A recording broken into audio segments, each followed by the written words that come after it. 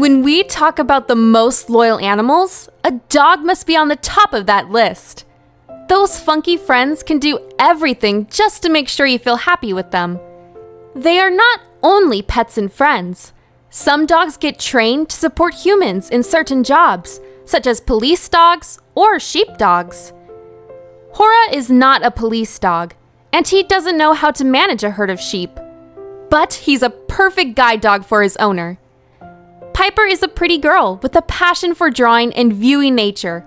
She used to make a lot of beautiful paintings before the bad thing came to her. One day, Piper got a terrible headache, and everything turned blurry in her eyes. Soon, Piper lost her vision. She was diagnosed with glaucoma. Nothing could bring her vision back.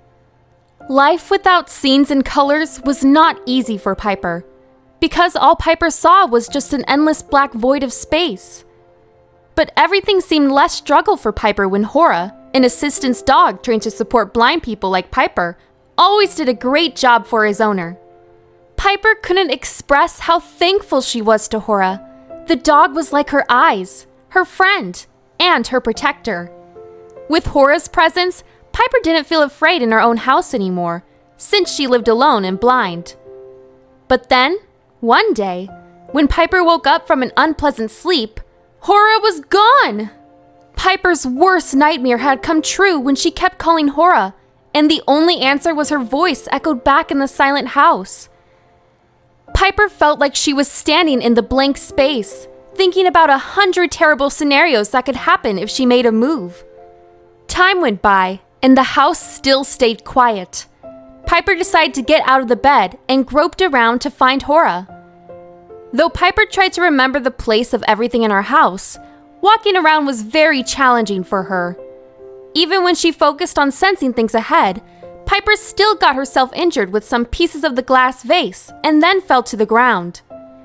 It was so hurtful that Piper couldn't stand up because she was afraid to touch those glass fragments again.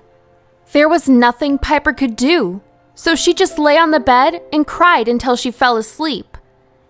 The doorbell rang, and it woke Piper up. That was Mitchell, the man who had a crush on Piper but didn't have the gut to confess. He came to check if there was something wrong with Piper. They were supposed to have a date at the park on that day, but Piper didn't show up. Piper heard Mitchell. She felt more relieved than ever and shouted back for help. At last! Piper could let her breath out when Mitchell held her in his arms. There was a strange feeling, in a good way, that Piper could feel every time Mitchell was around. The dog might sneak out through the back door, which had already opened when Mitchell checked around the house. Piper knew that she would never open the back door, so there must be something bad that happened to the dog. It was the time Mitchell knew Piper needed him the most. He would help Piper find Hora. 2 days had passed by, and there was no news about Hora. Mitchell moved in with Piper on those days. He went out to ask people on the street with a picture of the dog. Piper couldn't go outside, so she stayed home and held the phone tight in her hands to make sure she would not miss any calls. For a moment, she wished negative thoughts didn't show up in the blank space in her head. Piper remembered when she walked on the street with Hora a few days ago. 2 rowdy men were about to harass her, but they couldn't make a move when Hora protected its owner so well, which probably pissed those hooligans off. And the phone rang as it snapped Piper out of her thoughts. She quickly picked up the call, took a deep breath, then hoped there was good news. On the line, Mitchell said he had some clues about where Hora was, and he would go to save the dog. Piper felt a bit relieved, but she still waited in worry for Mitchell. When Mitchell ran around the small city, he got some information from a homeless man after giving him $20. The dog seemed to be kidnapped by 2 wacky men. Those humans brought Hora to an abandoned building near the side of this small city. Like an investigator, Mitchell came to the little bar which was opposite the abandoned building. The bartender told Mitchell if his dog was in there, it'd either be a champion or found dead behind the alley. When night fell, the building became an arena for dogs to fight. It was like a gambling game for humans to bet their money on the most savage dog. Normally, there would be at least 3 poor dogs that died after a show. If Mitchell wanted to know whether Hora was dead or not, he should find the mortician. He was a man who collected and buried those dead dogs as the last thing he could do for them.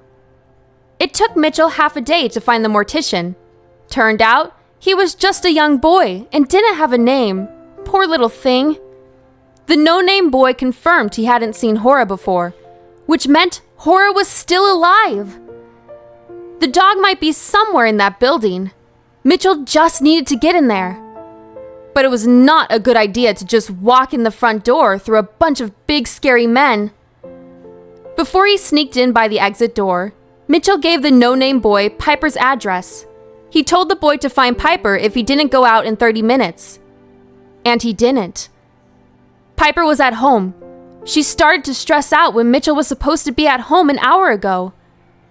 When she heard the doorbell ring, Piper felt like her lung was frozen when the no-name boy told her Mitchell was in danger.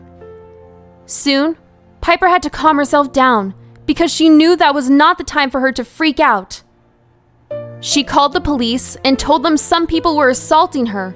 Then she asked the no-name boy to lead her there. When she arrived at the place, Piper took a deep breath and walked into the building alone. She told the no-name boy to stay outside. With all of the courage inside the little heart, Piper tried to ask the two cranky men who were standing in front of her where Mitchell was. But those perverts came close to her and were about to do something filthy. Fortunately, the no-name boy rushed in one of the bad guys. The boy wanted to save Piper, but he ended up with a painful hit. Piper couldn't see, but she knew they punched the boy, and he was laying on the ground. It could be worse if the police didn't show up right at that time.